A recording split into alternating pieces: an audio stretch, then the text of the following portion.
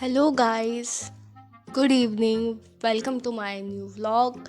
शाम के बज चुके हैं 3 और धीरे धीरे करके सारे बच्चों ने आना शुरू कर दिया है। तो अभी थर्ड क्लास आ रखी है, तो अब्दुल को वो सम्स कराने हैं। उसके बाद आएंगी fourth, fifth and sixth class. फिर करते हैं स्टार्ट। तो सबसे पहले अब्दुल को पढ़ाते हैं, इसके मैथ्स के डिवाइड करवाते हैं 98 से। तो सबसे पहले देखेंगे 2 के टेबल में 9 कहाँ आता है। नहीं आता है तो क्या बोलेंगे, 2 1 ज़ा 2। अनशास्ता फिर आगे कर लो, 2 1 ज़ा 2, 2 2 ज़ा 4, 2 3 ज़ा 6, 2 4 ज़ा 8, 2 4 ज़ा 8। माइनस करेंगे कितना आ गया, 1। इस 8 को ऐसे करके नीचे लाएंगे, क्या बन गया 18। अब हमने 18 क्यों करा, क्योंकि 2 से 1 नहीं जाएगा। 2 9 ज़ा 18, 2 9 ज़ा 18। यशिका मुंह के अंदर याद कर, सबसे सुनूंगी जिसका जो जो चल रहा है। निकिता टेस्ट चालू कर दे, तो दे रखे थे, स्पीड तेज कर, फिर धीरे बोल। यशिका मुंह तो आ रहा है, ये देखो 4 होना चाहिए बस छोटा। अगर ये इस नंबर से छोटा है ना तो नहीं आएगा। इस नंबर से क्या होना चाहिए,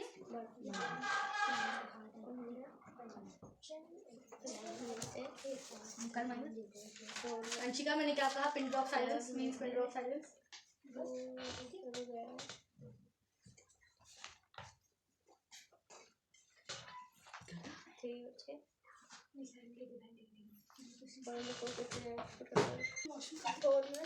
पीछे 38 नहीं आता। 38 से छोटा 36 4 9 4 9 31 4 8 जा 32 4 9। मैंने क्या बोला, पिन ड्रॉप साइलेंस। मैं इसके बाद जिसकी आवाज आई उसको देने पड़ेगा। स्केल तो मुझे आया ना स्केल मारने के लिए, स्केल तो है मेरे पास है। कितना कमजोर हो रखा है। 8 में से 6 गया।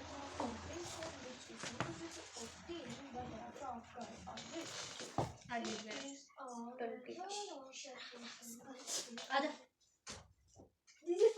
मेरी आवाज ना उसको सुनाई नहीं देगी इसलिए बोलती हूँ। थोड़ा मॉर्निंग कर, धीरे मुंह के अंदर बोल।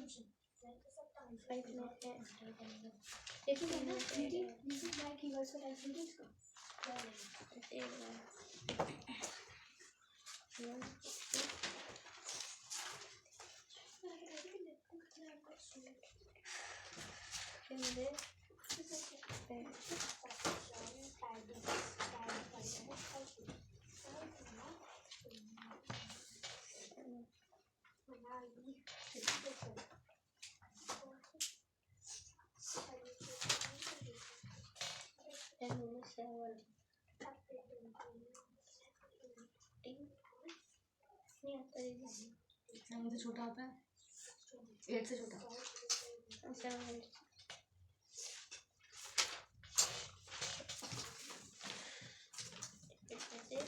एक ही तो आएगा, 7 8 में से काफी है।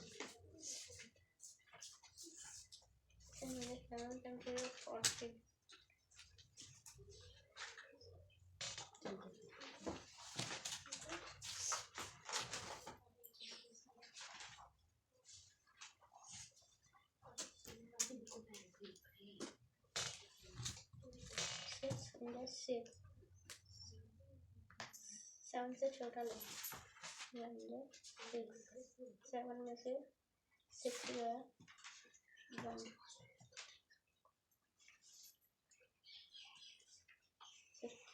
कुछ जो होता है 15 6 नहीं आता नहीं। 15 से छोटा था, क्या चाहिए इसको, एक ही पेन से कर। ब्लू से हाँ नहीं आता। पढ़, टेबल पढ़ 12 आता है। तो लिख।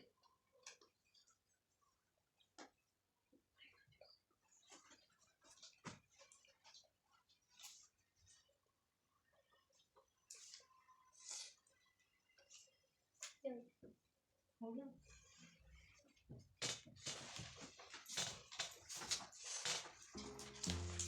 काफ़ी टाइम हो गया था। अब्दुल को डिवाइड में बहुत दिक्कत आ रही है, मतलब अभी सीखने लग गया था। तो कुछ कुछ जगह पे गड़बड़ कर देता है क्योंकि इसको टेबल्स याद नहीं रहते। इसको करवा दिए मैंने 50 बार टेबल्स याद, फिर भी ये क्या है फटाफट करते टाइम भूल जाता है थोड़ा। पर ये कि डिवाइड सीख चुका है, डेली डेली प्रैक्टिस करेगा तो इसको आ जाएंगे। तो इसके बाद इसको मैंने कुछ क्वेश्चंस वगैरह करवाए जीके के। पहले इसको पढ़ना वगैरह नहीं आता था तो वो सीख लिया था उसने। तो 3rd क्लास का जो इसका सिलेबस है वो कंप्लीट होता है, उसके बाद इसको डिवाइड के क्वेश्चंस के लिए प्रैक्टिस देती हूँ। एक लास्ट टेस्ट ले लूँगी इसका, प्लस माइनस डिवाइड और मल्टीप्लाई का। उसके बाद इसके सिलेबस के अकॉर्डिंग चैप्टर्स चलेंगे। अब सिलेबस में से याद भी करना था थोड़ा बहुत, तो इसने याद करने वाला पोर्शन थोड़ा रह चुका है इसका।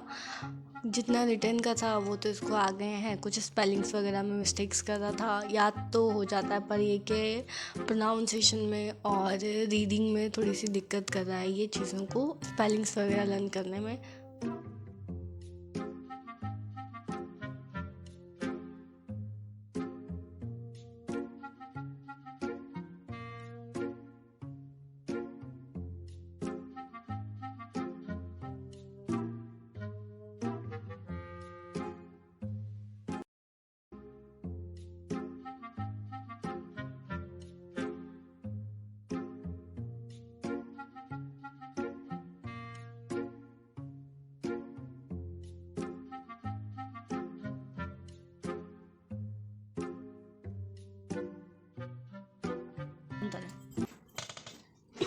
पेनिनसुला 3 साइड से पानी से घिरा है। एक साइड हो गई है, दूसरी साइड हो गई है, ये सड़कें ये सब, ठीक है। और पूरे तरफ क्या है, पानी। पेनिनसुला क्या हुआ, यहाँ भी पानी है, यहाँ भी पानी है, यहाँ भी पानी है, और यहाँ ज़मीन ही ज़मीन है, पूरी ज़मीन है, पीछे पूरी ज़मीन है, पहाड़ है, यहाँ पीछे पानी नहीं है। ये क्या है, पेनिनसुला। अब पूछ रहा है what is difference between peninsula and island. Question क्या पूछ रहा है, What is the तेज बोलो। what is the difference between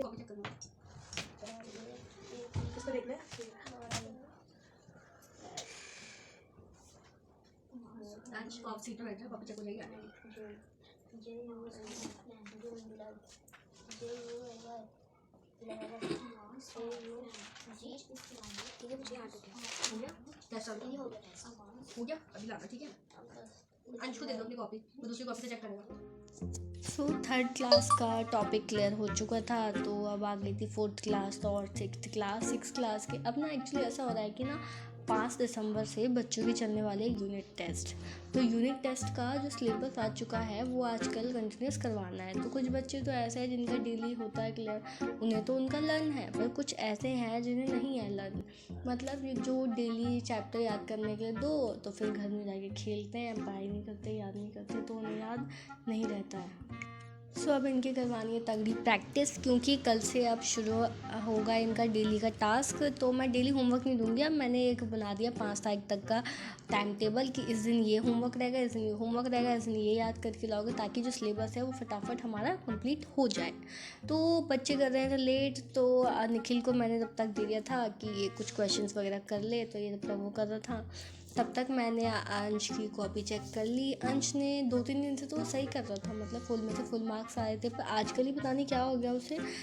जब से मैंने उसकी तारीफ़ करी ना कि डेली डेली अच्छे से मार्क्स ला रहा है, फुल आउट ऑफ फुल ला रहा है, आज ही उसके कम मार्क्स आए। 25 में से कितना है, 18 या 17 मार्क्स है, वरना फुल आउट ऑफ फुल ला रहा था। तो आस्था तो वैसे ही कर दी है, उसने भी अच्छा ही कर रखा है।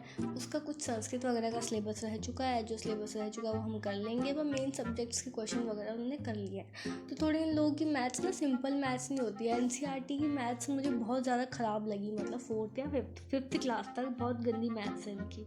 मतलब स्टोरीज़ वगैरह ज़्यादा हैं, सम्स कम है, एक्सरसाइजेस वगैरह कुछ है नहीं सही से, कहानियाँ वगैरह सही से कहानियाँ लिखवा रहे हैं, कुछ सही से सम्स वगैरह कराते नहीं है, तो इनके लिए अलग से करवाना पड़ता है, अलग से ढूंढ करके कि 4th या 3rd क्लास का सिलेबस क्या होगा, उस हिसाब से इनको इंटरनेट से देख के कराना पड़ता है, क्योंकि उनके सिलेबस में बहुत ज़्यादा दिक्कत है। एनसीईआरटी का बहुत गंदा सिलेबस है, तो सीबीएसई वालों से मैं इनको करवा लेती हूँ। तो 6th क्लास का मैंने साइंस का करवा दिया, बॉडी मूवमेंट वाला चैप्टर। निखिल ने टेस्ट दे दिया है तो उसकी कॉपी चेक कर लेती हूँ फटाफट, उसके बाद बाकी की करती हूँ। सो इसी के साथ हम ब्लॉग को आगे बढ़ाते हैं और चल ही रहा था जब तक मैंने इनकी कॉपी में मार्क्स वगैरह दे देती हूँ। निखिल के मार्क्स अच्छे आए थे, मतलब 1 नंबर ही कम था, उसने स्पेलिंग्स वगैरह मिस्टेक कर दी थी। तो नेक्स्ट चैप्टर का वो करके ले आएगा कल। तो मैंने इसका भी एक शेड्यूल बना दिया है क्योंकि 5 दिसंबर से एग्ज़ाम्स आ चुके हैं। एग्ज़ाम्स में यूनिट टेस्ट, यानी कि यूनिट टेस्ट वगैरह में 2-2 चैप्टर्स के तो होते हैं, बच्चे फटाफट कर लेते हैं वो। पर ये रहता है ना कि यूनिट टेस्ट के आगे जाके नंबर जुड़ते हैं तो फिर फाइनल वगैरह के एग्ज़ाम्स में इफेक्ट करता है। बच्चे काफ़ी बीमार भी पड़ जाते हैं, आजकल ठंड का माहौल चल रहा है तो बीमार वगैरह पड़ जाते हैं, जिस वजह से छुट्टी 1-1 2-2 दिन की हो जाती है। स्कूल वाले आजकल एनुअल फंक्शन, पिकनिक वगैरह ये सब चीज़ें ज़्यादा करवाते रहते हैं, पेपर्स के टाइम पे कराते हैं। मतलब पूरे साल भर में तो कराएंगे नहीं, जैसे पेपर आने वाले हो तो तभी कराते हैं, जिस वजह से बच्चे बहुत डिस्ट्रैक्ट हो जाते हैं पढ़ाई से। मतलब गवर्नमेंट स्कूल वालों बच्चे हैं, उनके स्कूल में तो कुछ सिलेबस सही से आता ही नहीं है, सिलेबस को ढंग से लिख के भेजते ही नहीं है। एक टीचर ने दे दिया, दूसरे ने नहीं दिया, बस ऐसे ही चल रहा है। टीचर्स मतलब गवर्नमेंट स्कूल के जितने मेरे पे स्टूडेंट हैं उनमें से मतलब टीचर्स ने बिल्कुल सही से कुछ करा ही नहीं रखा है, ना समझा रखा है, ना सही से काम करवा रखा है। बस कॉपी चेक करने से मतलब है, बच्चा कुछ भी लिख के दे दे कॉपी में, बस वो एक साइन मारते हैं बस। प्राइवेट स्कूल में थोड़ा ये है ना कि टीचर्स स्पेशली बच्चे पे ध्यान दे रहे हैं। गवर्नमेंट स्कूल में ये है कि टीचर अच्छा पढ़ाते हैं पर काम वाम आपको नोट्स वगैरह अपने पर्सनली बनाने पड़ेंगे। जब मेरा टाइम था तो मैं भी नोट्स ही बनाती थी, मैं उसी से पढ़ती थी। तो मैं भी इस समय यही करवाती हूँ बच्चों को कि मैं नोट्स बनवाऊँ। नोट्स में ही रहता है ना, कुछ पोर्शन छूटता नहीं है, आप सिर्फ टीचर पे ही डिपेंड नहीं रह सकते, अपने पर्सनल नोट्स ही बनाने चाहिए, हमें अपना पर्सनल काम भी करना चाहिए। अगर हम सेल्फ स्टडी नहीं करते ना, सिर्फ टीचर पे डिपेंड रहेंगे तो ऐसे में बच्चे की पढ़ाई सही से नहीं हो पाती। फिर वही है, फर्स्ट डिवीज़न ला रहा है वो कुछ अलग तो करता ही है जिससे उसकी डिवीज़न आ रही है। सो अंश की कॉपी मैंने उसको दे दी कि जो उसने गलतियाँ करी थी वो उसको दोबारा रिवीजन करेगा, क्योंकि उसने कई जगह में बहुत गलतियाँ कर रखी थी, तो इसको वापस दे देती हूँ। जब तक ये करता है ऐसे, तब तक दूसरा वाला होमवर्क भी दे दिया मैंने, कुछ वर्ड मीनिंग्स भी दे दिया। मैं डेली कुछ वर्ड मीनिंग्स भी कराती हूँ ना, कि यानी कि 10 वर्ड मीनिंग डेली आने चाहिए, यानी कुछ वर्ड्स के मीनिंग अगर एक दिन में 10 होते हैं तो महीने में काफ़ी ज़्यादा हो जाते हैं, तो डेली वर्ड मीनिंग्स भी थोड़े पोर्शन में कराने चाहिए। तो इसे लर्न करके मैं इसका कल टेस्ट ले लूँगी, डेली मैं ओरली सुन लेती हूँ। तो मैंने इन लोगों को काम दे दिया है, तो अब बैठते हैं थोड़ा देखते हैं ये कैसे कैसे कर रहे हैं। हाँ, अब करती हूँ मैं फटाफट आस्था की कॉपी चेक। इसके मार्क्स तो अच्छे थे, मतलब 47 में से 42 43 थे, फुल ला रही थी, आजकल 2-4 नंबर कम ला रही है। फर्स्ट डिवीज़न पिछली बार इसकी सेकंड डिवीज़न आई थी हाफ ईयरली में, तो मैं चाहती हूँ फाइनल्स में फर्स्ट डिवीज़न आए, इसलिए थोड़ा सा इस बार हार्ड प्रैक्टिस करनी पड़ेगी।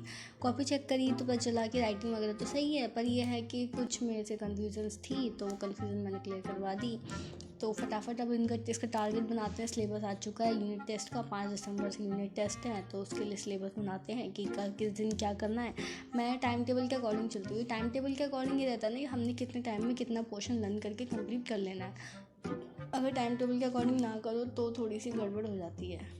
तो कॉपी चेक हो चुकी है आस्था की, क्योंकि ये है 5th क्लास में, सॉरी 4th क्लास में है, और इसका सिलेबस सही है, मतलब पढ़ाई में ध्यान देती है, सिंसियर है, घर जाके पढ़ाई करती है, घर जाके पढ़ाई करती है। इसका सिलेबस इसलिए कंप्लीट हो जाता है क्योंकि ना डेली घर जाके याद करके नेक्स्ट डे टेस्ट देती है।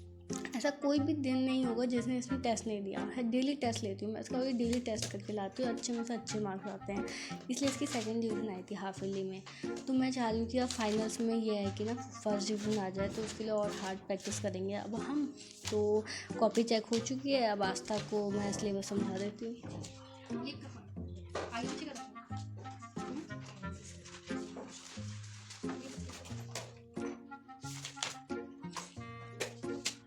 बैठ जाओ।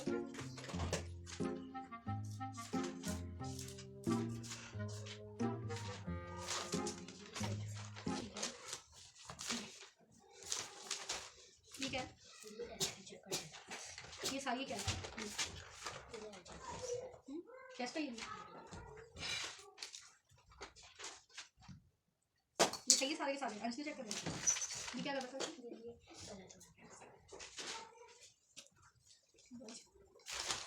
ये भी चेक किया अंश ने? आपको कुछ चेक नहीं दिखाया। यहाँ पे गड़बड़ गई थी ना, कैसे यहाँ गड़बड़ तो नहीं गई? ये गलत है ना, ये बाकी सही है। कितने क्वेश्चन हैं? 1 2 दीदी मंथ नेम का टेस्ट करवा दीजिए, मंथ नेम का टेस्ट। सुनिए मतलब है तो क्वेश्चन ही ना। 1 2 3 4 5 6 7 8 8 है नहीं? 8 में से कितने बचते हैं? सही है। 1 2 3 4 5। ये कैसा गलत है? नहीं सही है। 6 6 10 में से 8 ठीक है। कितने ये 8 है। 8 में से 1 2 3 4 5 6 7 8 नहीं तो 15 है। 15 में से 1 2 3 4 5